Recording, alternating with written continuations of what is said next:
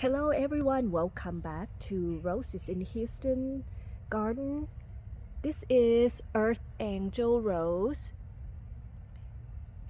and I can officially say that it is the first fall bloom for this one, including that there's another bloom over there as well, but this one opened up first.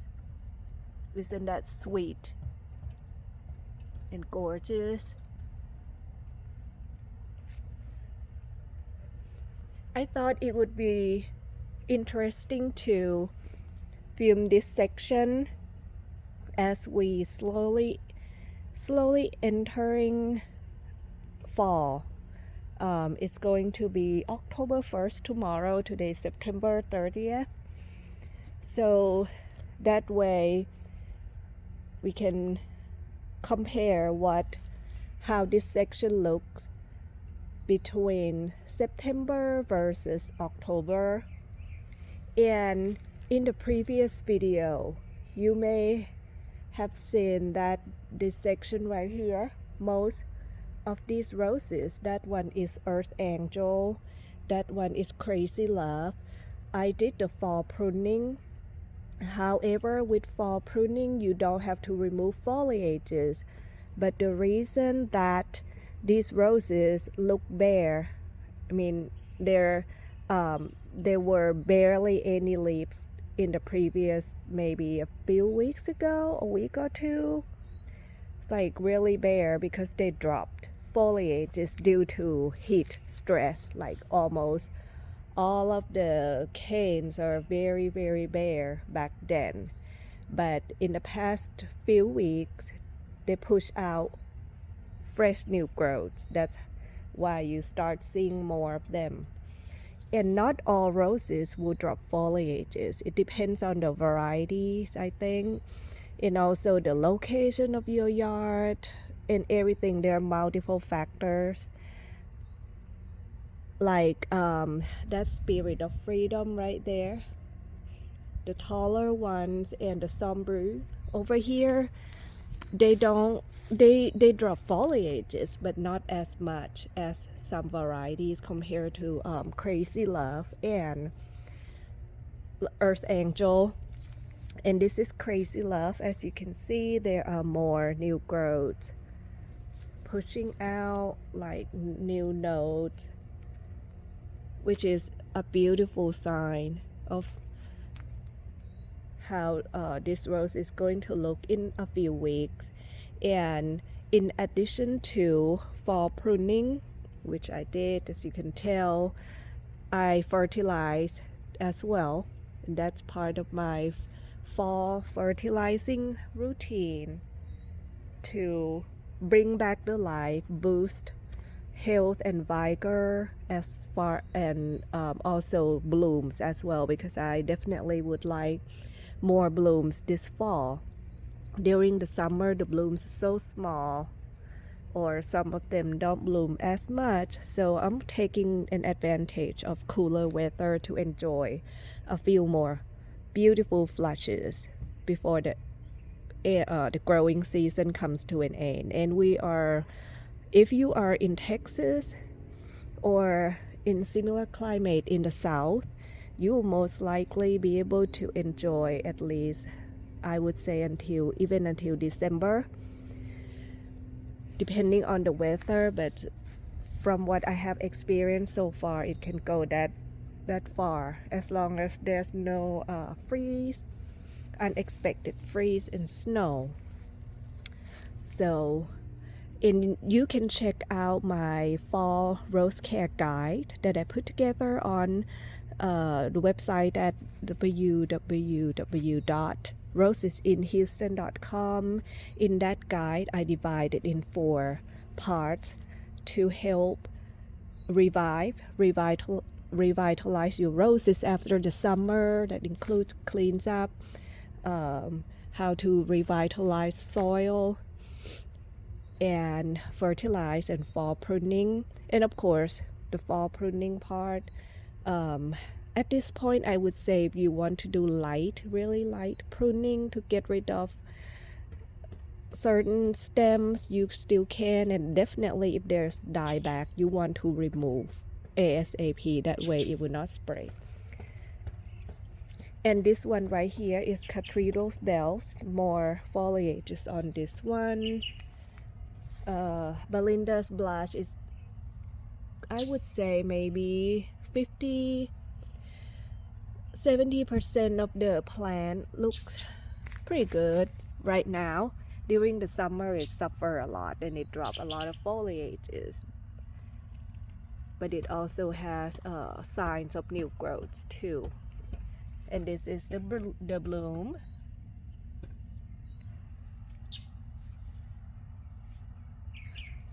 And I have Sparkle and Shine over there, has been blooming, and I have been deadheading that one. It's not as full, but in a few weeks I think this area is going to be quite full and green with foliages. So this is Earth Angel right here, bare but pushing out more growth. I cut back more on this one because it's so tall.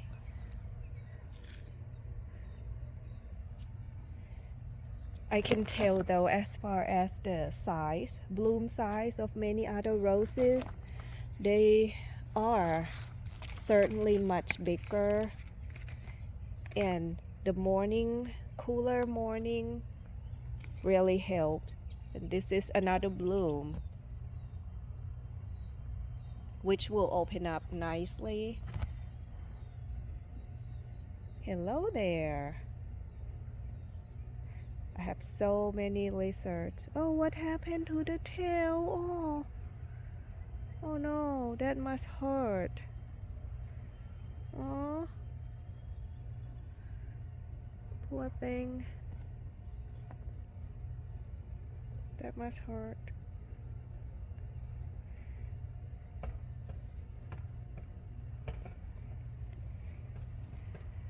Maybe he wants me to put medication on.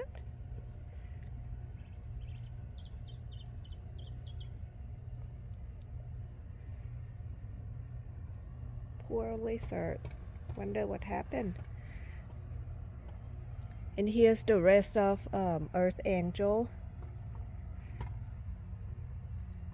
Cute little new growths everywhere. Last year I was able to get a really lovely flush in the fall. You can look back at the video from 2023, between the month of October through, I would say, until December. Like gorgeous bloom, as well as ones from Crazy Love as well. And here's Crazy Love pushing out new growth. There's even one cute bloom right here.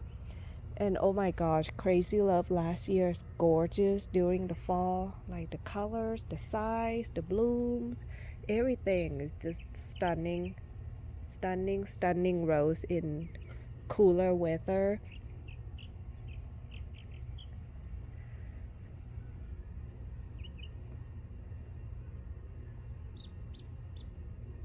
So I want you to remember how everything looks now, because in a few weeks it is going to look completely different in this area.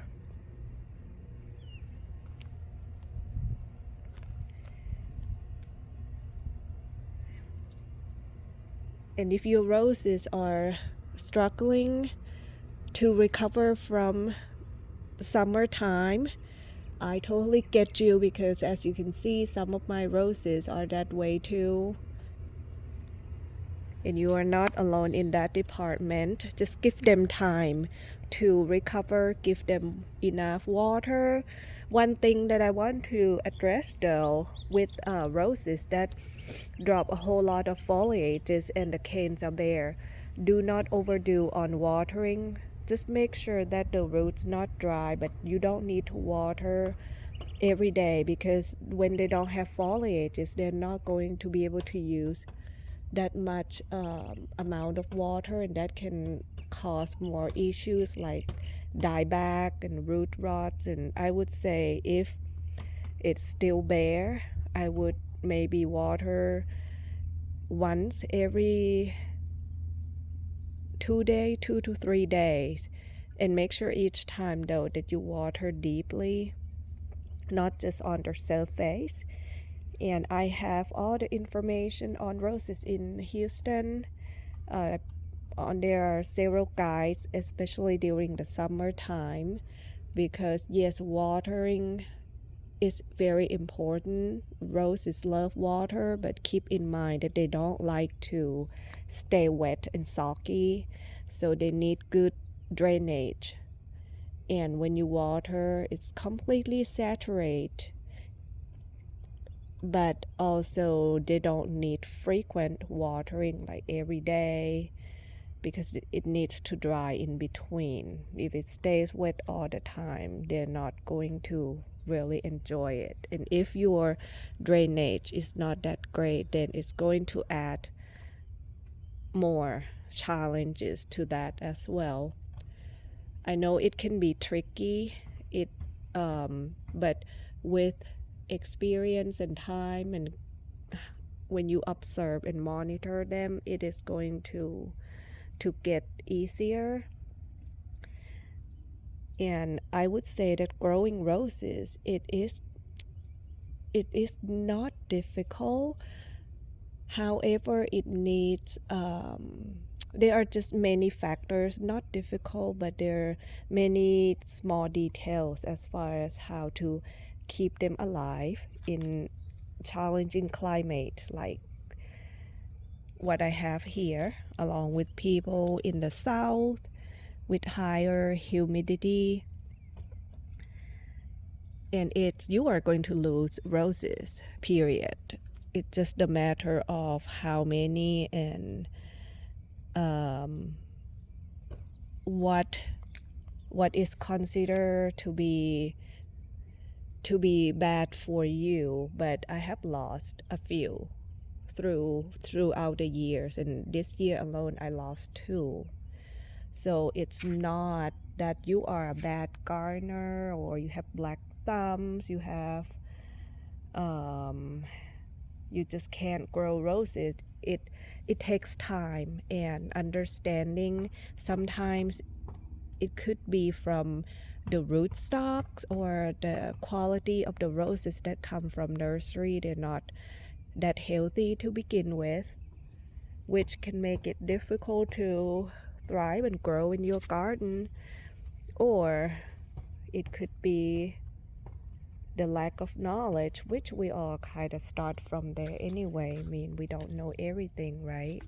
So we learn from every experience, whether when they thrive or when they fail. So we grow and learn from there, and don't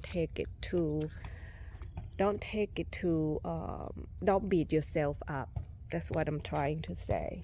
And be open to learn new things, which for a few rose gardeners who have been, or gardeners in general, when they have grown roses or plants for a long time, it is easier to feel like I know more, I know everything. But to me, I feel like there are more knowledges, new things that we have not tried, and most of us tend to get into this type of thinking that no, that's not going to work, that sounds crazy, that sounds ridiculous, and then right away reject the new ideas without being curious to find out how that's going to work.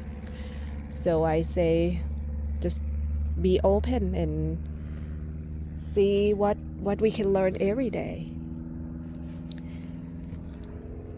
I just can't get over this bloom right here. So pretty.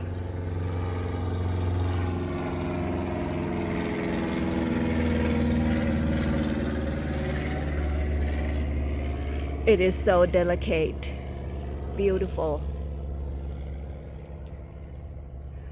All right, everyone. this is it for this video comparison, which we are going to use to compare how it looks in September versus October. And I hope you all have an amazing day, and today brings you lots of joy, tranquility, and much more. And I will see you in the next one. Bye.